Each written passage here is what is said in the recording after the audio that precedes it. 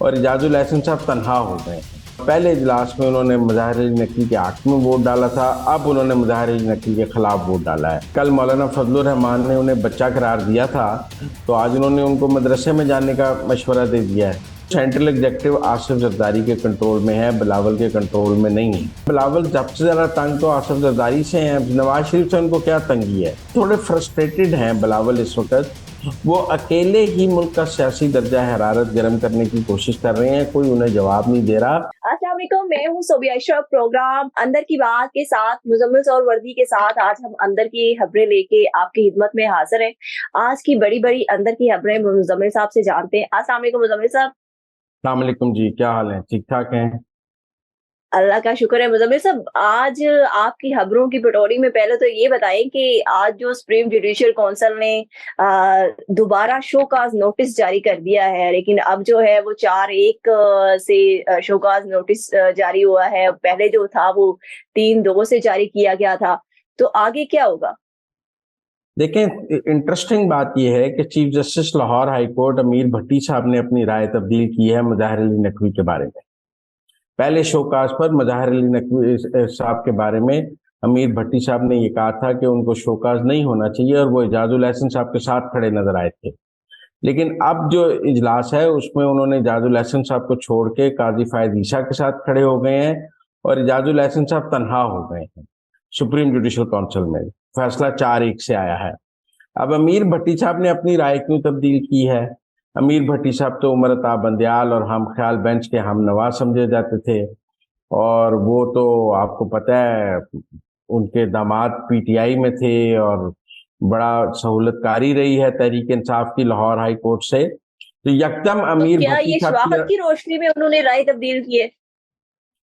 مجھے نہیں لگتا شواہد کی روشنی میں، انہوں نے حالات کی روشنی میں رائے تبدیل کی ہے۔ مجھے لگتا ہے شواہد کی روشنی میں رائے تبدیل کرنی ہوتی تو پہلے اجلاس میں ہی کر لیتے، ان کو نہیں پتا شواہد کیا ہیں۔ مجھے لگتا ہے کہ انہوں نے دیکھ لیا ہے کہ مظاہر علی نقوی صاحب کو بچایا نہیں جا سکتا، اور اگر بچانے کی کوشش بھی کی جائے گی تو اس میں ان کا اپنا نقصان زیادہ ہو سکتا ہے، اور وہ بریکٹ ہو جائیں گے بہت زیادہ ہم خیال بینچ کے ساتھ۔ تو میرے خیال میں انہوں نے خود کو بریکٹ کرنے کی بجائے خود کو نیوٹرل کرنا مناسب سمجھا ہے۔ حالانکہ اس سے پہلے وہ اعجاز الحسن صاحب کے ساتھ بالکل بریکٹ تھے، ہم خیال بینچ کے ساتھ بھی بریکٹ تھے، لیکن اب جو امیر بھٹی صاحب نے اپنی رائے بدلی ہے یہ بہت معنی خیز ہے۔ اور اس سے مظاہر علی نقوی صاحب کے جو وہ اعتراض ہے کہ جن 3 لوگوں نے میرے خلاف ووٹ دیا ہے وہ بائسڈ ہیں، لہذا ان کو کمیشن سے نکالا جائے، وہ تو سارا دھڑام سے گر گیا، کیونکہ اب 4 لوگوں نے خلاف ووٹ دے دیے، اب وہ کیا کہیں گے؟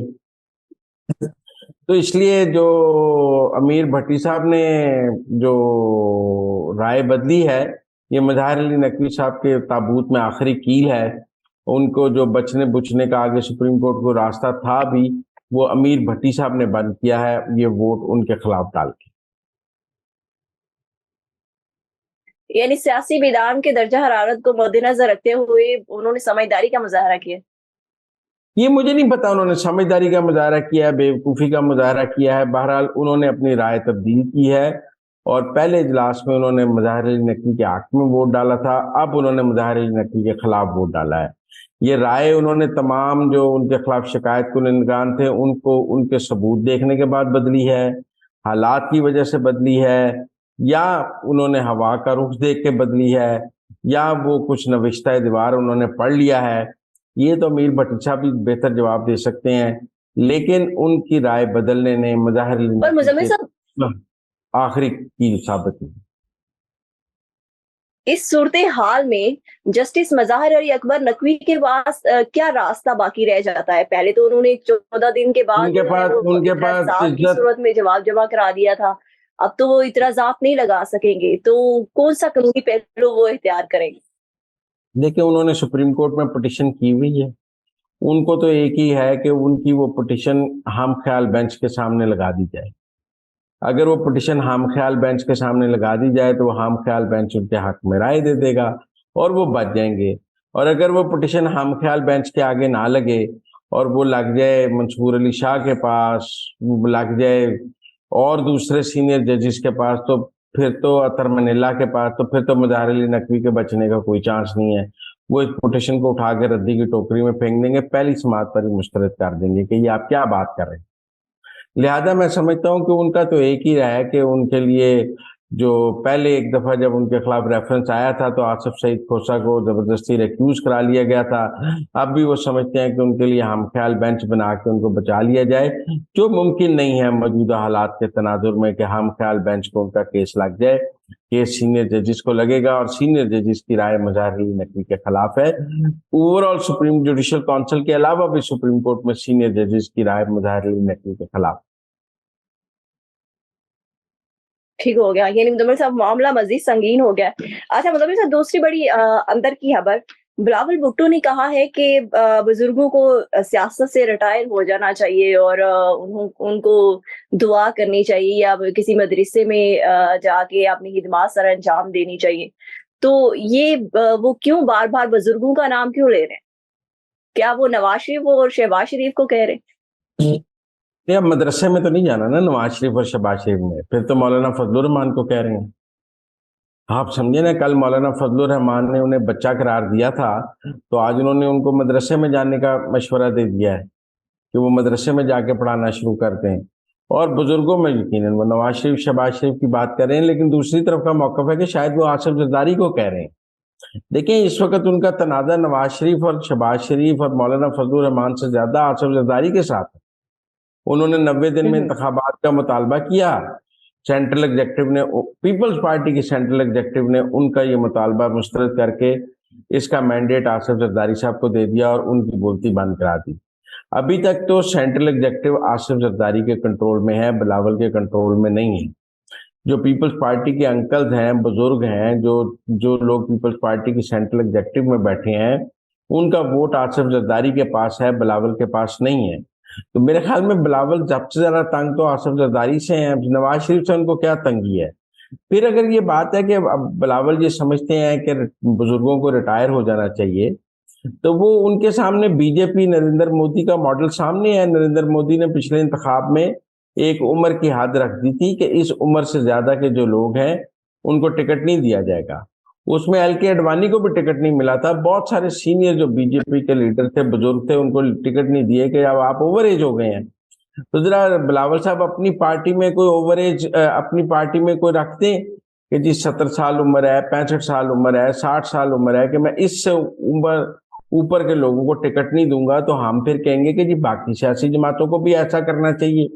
वैसे तो महातीर मोहम्मद 90 साल की उम्र में है और इस मुल्क में नौजवानों का लीडर 72 साल उम्र में जेल अडियाला जेल में बैठा है, जो कहता है मैं नौजवानों का लीडर हूँ, उसकी उम्र 72 साल है। तो अब वो नौजवानों का लीडर है या बिलावल 35 साल की उम्र में नौजवानों का लीडर है या इमरान खान 72 साल की उम्र में नौजवानों का लीडर है? ये भी बहुत बड़ा सवाल है कि इस मुल्क के ज्यादा नौजवान बिलावल के साथ हैं या इमरान खान के साथ हैं। तो मुझे लगता है कि थोड़े फ्रस्ट्रेटेड हैं बिलावल इस वक्त। वो अकेले ही मुल्क का सियासी दर्जा हरारत गर्म करने की कोशिश कर रहे हैं, कोई उन्हें जवाब नहीं दे रहा। ताली एक हाथ से नहीं बचती है, जब तक उन्हें कोई जवाब नहीं देगा माहौल गर्म नहीं होगा।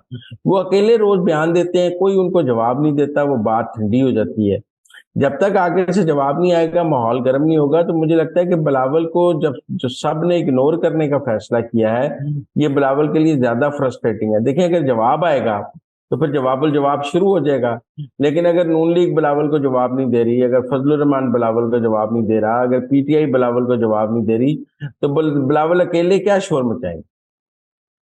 सियासत एक दो तरफा खेल है। जब तक आपको मुखालिफ आपको रिकग्नाइज ना करे, आपको जवाब ना दे, उसके नतीजे में कुछ भी नहीं हो सकता। तो इसलिए मेरे ख्याल में आप इस बिलावल की मुश्किलात को समझें और उसके लिए उनके लिए बद्दुआई की जा सकती है इस वक्त। ठीक हो गया। अच्छा मुज़म्मिल साहब, एक और अंदर की खबर जो आजकल बड़ी गर्दिश भी कर रही है सोशल मीडिया पे कि मलक रियाज का इंटरव्यू जो है वो रिकॉर्ड हो गया है और उन्होंने बड़े इंकशाफात किए हैं इमरान खान के हवाले से। क्या ये बात सच है? अंदर की खबर क्या है? देखिए, मलक रियाज के बहुत स्टेक्स हैं पाकिस्तान में। कुछ लोगों का ख्याल था कि मैंने आपको इस प्रोग्राम में पहले भी कहा था कि वो डिफॉल्ट की जाली धमकियां लगा रहे हैं कि मैं डिफॉल्ट कर जाऊंगा। इतनी बड़ी बहरिया कराची, बहरिया लाहौर, बहरिया मेरा मतलब पिंडी, बहरिया पेशावर, बहरिया फिर उनके छोटे टाउन्स में जो प्रोजेक्ट्स हैं, तो वो पाकिस्तान छोड़ के तो भाग नहीं सकते। दुबई में रह सकते हैं, लेकिन कारोबार तो उनका पाकिस्तान में है। बहुत लोगों ने कहा जी उन्होंने दुबई में बहुत बड़ा कारोबार शुरू कर दिया। भाई जो यहाँ पे है उसका क्या करेंगे? क्या वो डीएचए को दे देंगे? किसको दे देंगे? तो उनके पाकिस्तान में स्टेक्स इतने ज्यादा हैं कि वो पाकिस्तान से राह फरार हासिल नहीं कर सकते।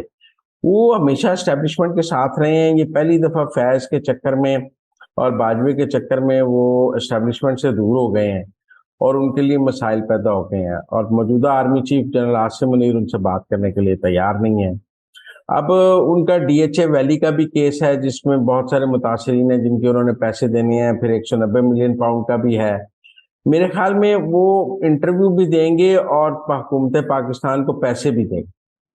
उनके 190 मिलियन पाउंड वाले पैसे भी जब्त हो जाएंगे उनके, और डीएचए वैली वाले भी उन्हें पैसे देने पड़ेंगे और इंटरव्यू भी देना पड़ेगा। वो उनका हाल इस वक्त उसका है जो 100 छितर भी खाएंगे, 100 गंडे भी खाएंगे। उन्होंने देर कर दी है और इस देरी में अब उनको जो है ना, उनके लिए बचत का रास्ता मुश्किल है। ये इंटरव्यू उनके लिए कोई खास बचत नहीं लाएगा। उनके लिए थोड़ी बहुत आसानी तो पैदा हो सकती है, लेकिन उनको एक इंटरव्यू से मुकम्मल एनआरओ नहीं मिल सकती।